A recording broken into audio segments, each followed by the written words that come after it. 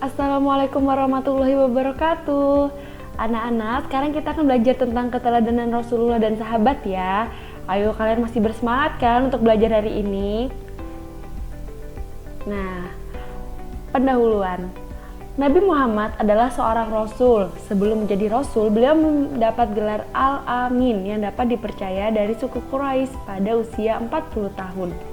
Nabi Muhammad mendapat wahyu yang pertama sekaligus diangkat menjadi Nabi dan Rasul yang terakhir, Khatamul Anbiya wal Mursalin.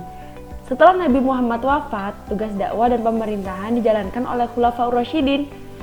Siapa Khulafaur Rasyidin? Khulafaur Rasyidin merupakan pemimpin umat Islam setelah Nabi Muhammad wafat. Dengan meneladani Nabi Muhammad, maka Khulafaur Rasyidin dapat menyebarkan Islam hingga penjuru dunia. Kejujuran dan kasih sayang Rasulullah. Sejak usia 12 tahun, Nabi Muhammad sudah mengembala kambing dan berdagang. Beliau memiliki budi pekerti yang agung, sehingga masyarakat menaruh kepercayaan dan menjulukinya dengan gelar Al-Amin, yaitu orang yang dapat dipercaya. Selain terkenal dengan kejujurannya, Nabi Muhammad beliau juga terkenal dengan sikap adil dan rasa kemanusiaan yang tinggi. Hal ini dapat dilihat dalam aktivitas beliau di sepanjang sejarah perjuangan Islam yang beliau tempuh hingga akhir hayat. Meneladani Nabi Muhammad, kasih sayang kepada anak, keluarga, orang tua, dan masyarakat. Nabi Muhammad sangat menyayangi putrinya Fatimah dan cucunya Hasan serta Husain.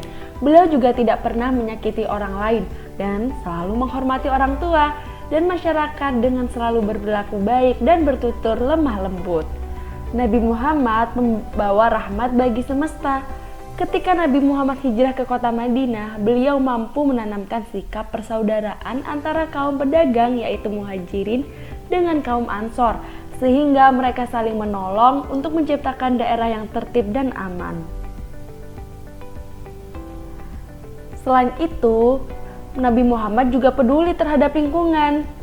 Kepedulian Rasulullah bukan hanya pada ibadah seperti sholat, tetapi beliau pun peduli terhadap lingkungan hidup. Perilaku tercermin beliau antara lain yaitu hemat dan efisien dalam menggunakan sumber daya alam, tidak melakukan penebangan pohon dan pembabatan hutan secara liar, tidak membunuh hewan atau menyiksanya, mensosialisasikan penghijauan, serta menghindarkan lingkungan dari segala bentuk tindakan kriminal yang dapat mengganggu keamanan dan ketentraman sosial. Kepemimpinan sahabat Rasulullah SAW. Pemimpin pengganti Rasulullah untuk melanjutkan dakwah Islamiyah disebut Khulafaur Rasyidin. Arti Khulafaur Rasyidin adalah pemimpin yang arif dan bijaksana atau para pemimpin yang mendapat petunjuk. Khulafaur Rasyidin terdiri dari Abu Bakar As-Siddiq, Umar bin Khattab, Utsman bin Affan, dan Ali bin Abi Thalib. Masa kepemimpinan Khulafaur Rasyidin. Khulafaur Rasyidin pertama itu adalah Abu Bakar As-Siddiq, Khalifah Islam pertama tahun 632 Masehi hingga 634 Masehi, yaitu 2 tahun 3 bulan. Pemimpin kedua adalah Umar bin Khattab. Khalifah Islam kedua ini menjabat jabatannya selama 634 Masehi hingga 644 Masehi, sehingga masa jabatannya sebanyak 10 tahun. Khulafaur Rasyidin ketiga adalah Utsman bin Affan. Khalifah Islam ketiga tahun 644 Masehi hingga 656 Masehi ini menjabat sebanyak 12 tahun. Khalifah Islam keempat yaitu Ali bin Abi Thalib. Gelar pemimpin Khulafaur Rasyidin. Abu Bakar As-Siddiq memiliki gelar yang disebut As-Siddiq, diberikan karena ia selalu membenarkan Nabi Muhammad dalam berbagai peristiwa, terutama Isra Mi'raj.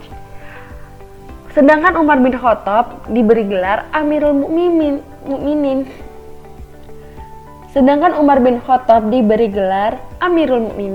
Diberikan karena Umar, khalifah pertama, menerbitkan pemerintahan dengan undang-undang. Utsman bin Affan memiliki gelar Dzun-Nurain, yaitu pemilik dua cahaya, karena beliau menikahi 2 orang putri Rasulullah. Sedangkan Ali bin Abi Thalib, karamallahu wajhah, orang yang dimuliakan wajahnya oleh Allah karena sejak kecil ia sudah memeluk Islam. Tugas dan kebijakan Khulafaur Rasyidin. Ayo, yuk kita lihat tugas Abu Bakar As-Siddiq. Nah, tugas Abu Bakar As-Siddiq adalah memerangi orang-orang yang murtad dan enggan membayar zakat. Abu Bakar menunjuk Khalid bin Walid untuk menumpas kebatilan nabi palsu. Beberapa di antaranya adalah Musailamah Al-Khazzab, Tulaiha bin Khuwailid, dan Sajah Taimiyah. Memperluas penyebaran Islam ke Persia dan Syria, serta mengumpulkan ayat-ayat Al-Quran dalam satu mushaf. Hal ini dilakukan karena banyaknya penghafal Al-Quran yang gugur dalam medan perang. Tugas kebijakan Khulafaur Rasyidin Umar bin Khattab: mengembangkan Islam ke Syria, Palestina, Persia, hingga Mesir, menertibkan pemerintahan dengan undang-undang yaitu peraturan, memberikan gaji kepada pegawai sedangkan gajinya sebagai kepala negara sangat kecil, membangun dan merenovasi masjid di berbagai tempat dan membangun rumah sedekah, serta semangat menuntut ilmu di Mekah semakin diaktifkan.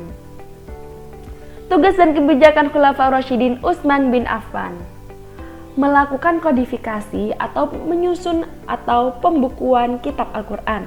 Karena beliau khawatir akan terjadi perbedaan Al-Quran, penyusunan ini diketuai oleh Zaid bin Sabit dengan anggota Abdullah bin Zubair dan Abdurrahman bin Haris. Mushaf ini diperbanyak 4 buah, 1 disimpan di Mekah dan lainnya dikirim ke Mekah, Suriah, Basrah, dan Kufah. Mushaf ini disebut Mushaf Utsmani, serta merenovasi masjid dengan memperluas dan memperindah bentuknya.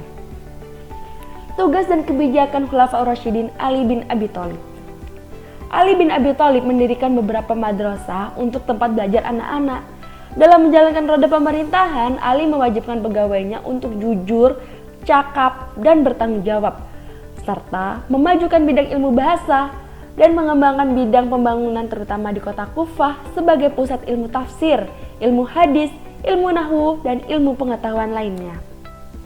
Nah, keteladanan Khulafaur Rasyidin. Nah, untuk Abu Bakar As-Siddiq, dia orangnya yang lemah lembut dalam perkataan, sabar dan tabah menghadapi cobaan, suka menolong dan dengan mengorbankan harta, adil dan bijaksana dalam memimpin, suka bermusyawarah dalam pengambilan keputusan. Sedangkan Umar bin Khattab cerdas dalam mengatur pemerintahan, tegas dan berani menghadapi orang kafir, sederhana dalam bersikap, bijaksana dalam bermusyawarah, mengutamakan kepentingan rakyat, dan lainnya.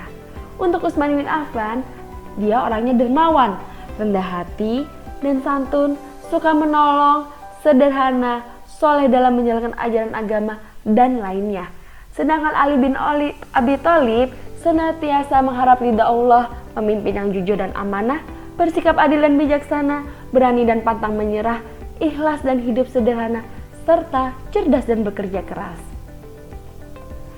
Nah, anak-anak, itu dia tentang Khulafaur Rasyidin yang sudah kita pelajari tadi. Jangan lupa untuk belajar lebih lanjut di rumah ya. Terima kasih. Wassalamualaikum warahmatullahi wabarakatuh.